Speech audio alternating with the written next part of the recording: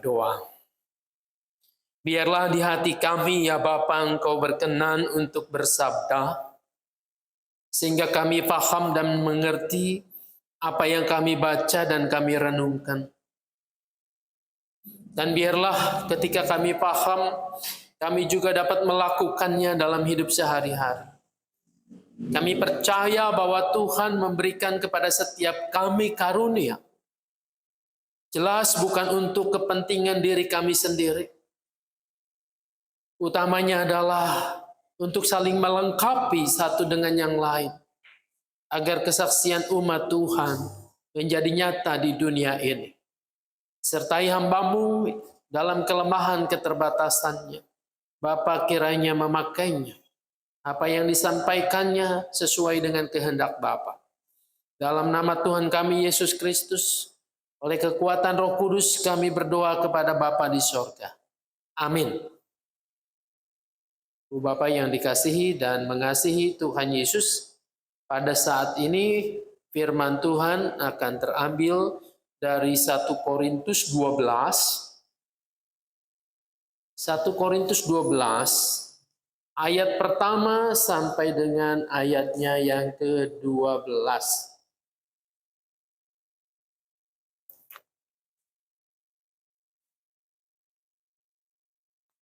Kalau sudah ketemu, saya akan membacakannya. Kita akan memperhatikan perikop ini. Rupa-rupa karunia, tetapi satu roh. Sekarang tentang karunia roh.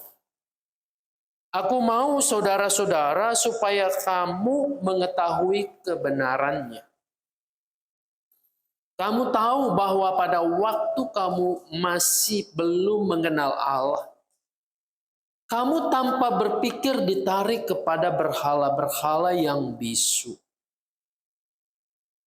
Karena itu aku mau meyakinkan kamu bahwa tidak ada seorang pun yang berkata-kata oleh Roh Allah dapat berkata terkutuklah Yesus. Dan tidak ada seorang pun yang dapat mengaku Yesus adalah Tuhan selain oleh Roh Kudus. Ada rupa-rupa karunia, tetapi satu roh. Dan ada rupa-rupa pelayanan, tetapi satu Tuhan. Dan ada berbagai-bagai perbuatan ajaib, tetapi Allah adalah satu yang mengerjakan semuanya dalam semua orang. Tetapi kepada tiap-tiap orang dikaruniakan pernyataan roh untuk kepentingan bersama. Sebab kepada yang seorang roh memberikan karunia untuk berkata-kata dengan hikmat. Dan kepada yang lain roh yang sama memberikan karunia berkata-kata dengan pengetahuan. Kepada yang seorang roh yang sama memberikan iman. Dan kepada yang lain ia memberikan karunia untuk menyembuhkan. Kepada yang seorang roh memberi kuasa untuk mengadakan mukjizat. Dan kepada yang lain ia memberikan karunia untuk bernubuat. Dan kepada yang lain lagi ia memberikan karunia untuk membedakan bermacam-macam roh. Kepada yang seorang ia memberikan karunia untuk berkata-kata dengan bahasa roh. Dan kepada yang lain ia memberikan karunia untuk menafsirkan bahasa roh itu. Tetapi semua ini dikerjakan oleh roh yang satu dan yang sama. Yang memberikan karunia kepada tiap-tiap orang secara khusus seperti yang dikehendakinya. Sampai demikian jauh pembacaan Alkitab, firman Tuhan. Yang berbahagia, yang mau mendengarkan firman Allah, memelihara tentu dengan melakukannya. Haleluya. Roh Kudus memberi karunia untuk memperlengkapi orang percaya. Jadi setiap kita orang percaya, tentu percaya kepada Yesus Kristus. Pertama-tama Paulus mengatakan bahwa kalau kita percaya kepada Tuhan Yesus, Yesus sebagai Tuhan itu adalah pekerjaan Roh Kudus. Lalu untuk kesaksian, untuk melakukan firman Allah dalam hidup sehari-hari, setiap orang yang percaya kepada Yesus Kristus itu dilengkapi oleh Roh Kudus. Apa kelengkapan itu? Kelengkapan itu adalah karunia.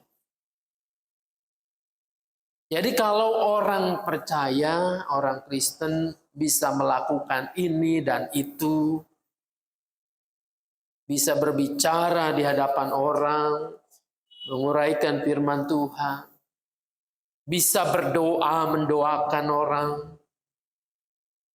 bisa berbahasa roh katanya, dan juga menafsirkannya, melakukan berbagai mukjizat, itu bukan karena kepandaiannya sendiri. Bukan karena kekuatannya sendiri. Tetapi ada kuasa Tuhan. Ada Roh Allah yang bekerja, yang memberikan karunia itu. Jadi sifatnya karena karunia ini diberikan, maka sebetulnya manusianya menerimanya, menggunakannya. Tentu untuk maksud pekerjaan Tuhan, bukan untuk kebanggaan diri sendiri. Namun sayangnya, dari dulu sampai sekarang, ternyata karunia yang dititipkan Tuhan, yang diberikan oleh Roh Kudus ini, sering menjadi kebanggaan. Lalu kebablasan menjadi sombong, menjadi tinggi hati. Seolah-olah dialah yang hebat. Dan yang lain biasa-biasa saja. Nah, hal ini tentu menimbulkan banyak ketidaknyamanan. Dalam jemaat Korintus sendiri menimbulkan apa yang disebutnya perpecahan. Kota Korintus itu kota pelabuhan yang cukup ramai. Kota yang besar pada zaman itu. Pada zaman Paulus menulis surat ini. Karena kota pelabuhan sama juga mungkin dengan Jakarta, ada banyak orang yang dari mana-mana datang. Ada yang dari Yunani, ada yang dari Syria, ada yang dari Roma. Semua mengadu nasib di sana. Dan kelompoknya juga macam-macam. Ada kelompok Yahudi, ada kelompok bukan Yahudi, dan seterusnya. Ketika mereka menjadi percaya, kelompok-kelompok ini masih terjadi. Jadi mereka ada yang membanggakan golongannya, kelompoknya. Ada yang membanggakan, oh saya itu tradisinya keturunan Yahudi asli. Yang lain mengatakan, saya orang Yunani. Ada yang mengatakan juga saya adalah pengusaha. Ada juga hamba, budak, dan seterusnya. Beraneka ragam. Di samping beraneka ragam latar belakang, juga beraneka ragam karunia yang diberikan oleh Tuhan kepada jemaat yang cukup besar ini. Tetapi yang terjadi di situ nampaknya ada persaingan. Saling ingin menonjolkan diri. Bahwa diri dan mereka lah, kelompoknya lah yang hebat. Termasuk juga mereka yang diberikan karunia. Yang diberikan karunia untuk bernubuat, merasa bahwa saya yang paling penting di jemaat ini. Oleh karena saya bisa memahami visi misi ke depan, ini umat Tuhan mau dibawa kemana. Karena saya memahami kehendak Tuhan. Lalu yang lain mengatakan nggak penting itu.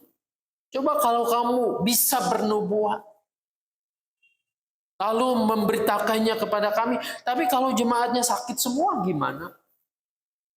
Siapa yang mau melayani? Yang penting kan aku yang bisa berdoa meminta kepada Tuhan untuk memulihkan, menyembuhkan. Jadi karunia yang paling hebat itu adalah karunia penyembuhan. Menyembuhkan orang. Terus yang lain juga mengatakan, oh enggak begitu. Karunia yang paling penting adalah bahwa kita mengenal bahasa cinta kasih Tuhan. Karunia Roh Kudus, bahasa roh itu. Maka kalau orang itu dewasa di dalam iman, maka ia akan mengerti. Akan tahu bahasa roh itu. Nah saudara-saudara, ada banyak pertentangan yang terjadi. Padahal kata Paulus, baik yang bisa bahasa roh, yang menafsirkan, baik yang bisa bernubuat, yang bisa mengajar, yang bisa berbahasa roh, itu semua dikerjakan oleh roh yang sama. Oleh roh yang satu itu, yaitu oleh Roh Kudus. Nah, seharusnya mereka itu kompak. Mereka itu bekerja sama dengan baik. Saling melengkapi satu dengan yang lain. Bukan saling membanggakan diri dan menganggap yang lain rendah. Paulus mengingatkan itu. Jadi semua yang ada kelengkapan. Karunia-karunia itu dikatakan di dalam ayatnya yang ke-7. Tetapi kepada tiap-tiap orang dikaruniakan pernyataan roh untuk apa? Untuk kepentingan bersama. Jadi diuraikan makanya kepada yang seorang roh memberikan karunia berkata-kata dengan hikmat. Yang lain juga diberikan karunia pengetahuan. Yang lain juga diberikan iman dan seterusnya. Coba bayangkan. Kalau Roh Kudus itu hanya memberikan satu karunia saja. Berkata-kata dengan hikmat saja. Jadi orang banyak ngomong aja terus. Banyak bicara. Kalau Roh Kudus itu hanya pengetahuan saja. Pengetahuan terus. Yang kemudian digumuli. Kumpul-kumpul pengetahuan lagi. Kapan melakukan firman Tuhan. Kapan melakukan karya Tuhan. Kapan memulihkan. Kapan memberikan kekuatan dan seterusnya. Jadi di sini Roh Kudus itu satu tetapi berbagai karunia diberikan kepada anggota-anggota jemaat. Nanti disebutkan oleh Paulus bahwa ini semua seperti anggota tubuh kita. Semua nggak sama, berbeda. Dari ujung rambut sampai ujung kaki. Punya fungsi masing-masing. Adakah di dalam tubuh kita mungkin telinga iri sama mata? Kan nggak ada ya. Tangan iri sama kaki. Atau menganggap diri, oh tangan ini lebih penting daripada kaki dan seterusnya. Tapi tubuh kita kan memberikan cerminan bahwa semuanya ini penting. Semuanya harus berfungsi dengan baik. Semuanya harus memuliakan nama Tuhan. Nah itu yang harusnya terjadi. Roh Kudus memberi kelengkapan karunia melengkapi jemaat atau orang percaya. Untuk kepentingan bersama. Nah jemaat kita mungkin tidak persis sama seperti Korintus. Tetapi di dalamnya juga ada kemiripan-kemiripan itu. Saya percaya di gereja kita, Tuhan memberikan pada anggota-anggota atau simpatisannya itu karunia yang beda-beda. Ada karunia yang bisa menguraikan firman Tuhan, berkhotbah. Tapi ada karunia yang bisa untuk mendoakan dengan rajin. Ada yang hatinya terpanggil untuk melakukan perlawatan, perkunjungan, memberikan kekuatan bagi orang-orang atau anggota lain yang mungkin sedang dalam keadaan sakit, sedang dalam keadaan sedih. Ada yang pandai masak, menyiapkan makanan. Ada yang bisa memperhatikan, oh ini udah berapa minggu dia nggak datang. Ada yang bisa untuk mengoperasikan komputer, bermain musik, bernyanyi jadi pro kantor, dan seterusnya. Mengajar sekolah minggu. Ini bermacam-macam karunia. Yang kita yakini dan kita percaya seperti tadi awal saya katakan, bukan datangnya dari kekuatan kita sendiri, tetapi dari Roh Kudus yang memberikannya kepada kita.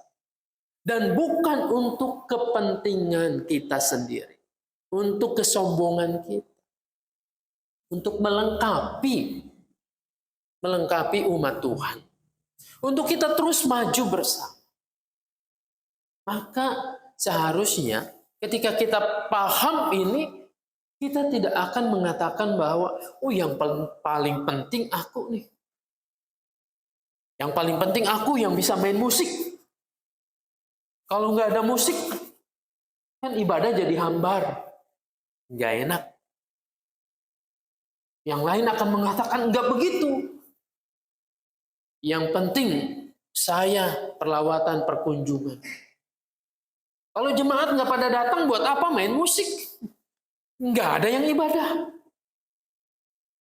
Yang penting juga penyambutan. Kalau penyambutan nggak ramah, nggak baik, jemaat sekali datang, ya udah kabur lagi, mencari tempat yang lain. Oh, yang di dapur di sana mengatakan enggak dong. Yang penting kalian mah cuma ngomong doang.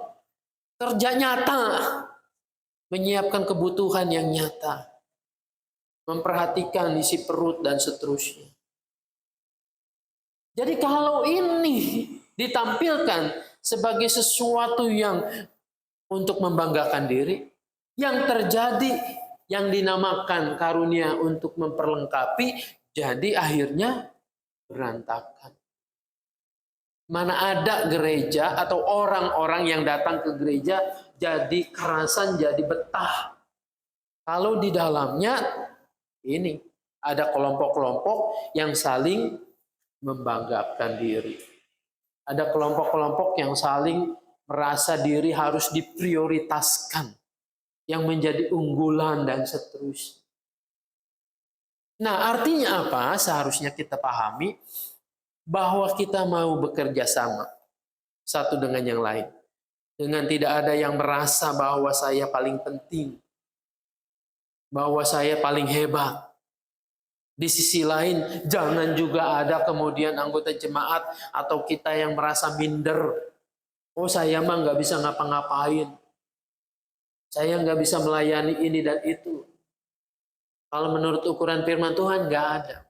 Setiap orang pasti diberi Tuhan karunia, talenta. Sekecil apapun juga. Mungkin tidak nampak. Tapi kita misalnya berdoa di rumah.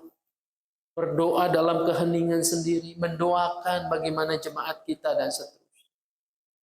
Kita semua harus menghargai. Ini sebuah kekayaan yang harus dikembangkan di dalam gereja kita. Lalu dampak yang lain apa dalam hidup sehari-hari kita? Kalau kita merasa Tuhan melengkapi saya dengan sebuah karunia, maka karunia itu tidak boleh dikubur. Tidak boleh dipendam. Matius 25 dengan jelas menjelaskan itu. Hamba yang diberi 1 talenta itu takut lalu menguburnya. Lalu ketika Tuhan datang ditanyakan dan akhirnya Tuhan memvonisnya atau Tuhan itu memvonisnya bahwa ia adalah hamba yang jahat. Kita mengembangkan dalam hidup kita. Tidak hanya di gereja. Kita di gereja bisa diberikan karunia untuk mendoakan, tapi kembangkan juga di rumah. Mendoakan setiap anggota keluarga kita. Kita diberikan hikmat untuk beriman oleh Roh Kudus.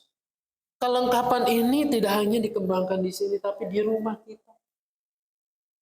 Lihatlah anggota-anggota keluarga kita. Masih adakah mereka yang belum percaya, belum beriman kepada Kristus? Disitulah kita harus menularkan. Ada karunia untuk berkata-kata dengan hikmat, dengan pengetahuan. Tidak hanya di gereja, kita ngomongnya hikmat, ngomongnya firman Tuhan melulu. Tapi bagaimana di rumah kita? Kata-kata kita itu penuh hikmat.